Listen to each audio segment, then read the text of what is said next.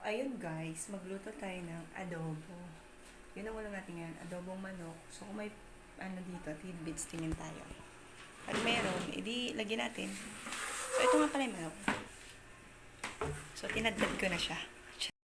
So titingin muna tayo ng tidbits. Nandito tayo sa kaibabawan. Meron. So ihalo natin to para masarap. Dalawa.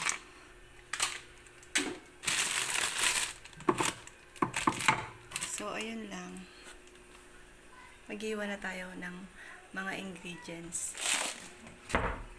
Anong ingredients? Saan ka doon? Sibuyas lang tsaka bawang ang OA mo. So, ayan. Maghihiwa na muna ako ng sibuyas and bawang. Charis. Eto na, maghihiwa na tayo. So, may nakita akong patatas. Galing nga pala sa bahay. So, dito ako sa bahay ng ate ko. So, tara, magluto tayo.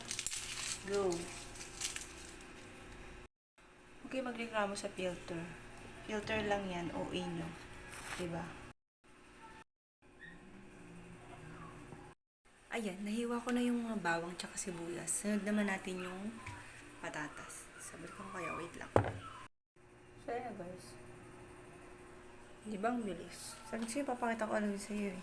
So, ngayon, isasalang na natin siya. Wait lang.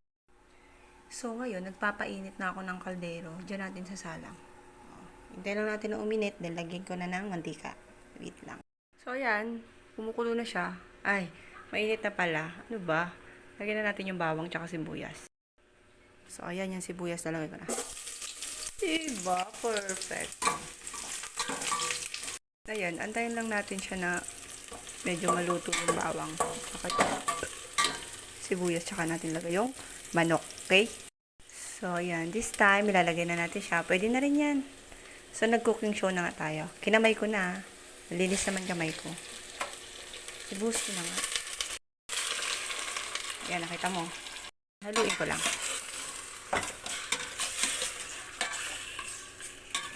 So, hintayin natin siya mag-brown-brown para medyo masarap siya. So, adobo to ha. Lagyan na lang natin ng pinya. Ha! Na muna natin, saglit lang. Tsaka ko lalagyan ng panimpla. So, ayan. Nilalagyan ko na siya ng mga panimpla niya. So, ayun guys. Ayan. Hindi ko na masyadong pinakita sa inyo. Pero, ayan. Meron na siyang ibang mga, mga condiments. So, mamaya na lang kasi meron pa akong labahin sa taas. Akyat muna ako. Mamaya pakita ko na lang sa inyo pagluto na. Okay? Bye! That's my adobo na may pinya. Tara, kain.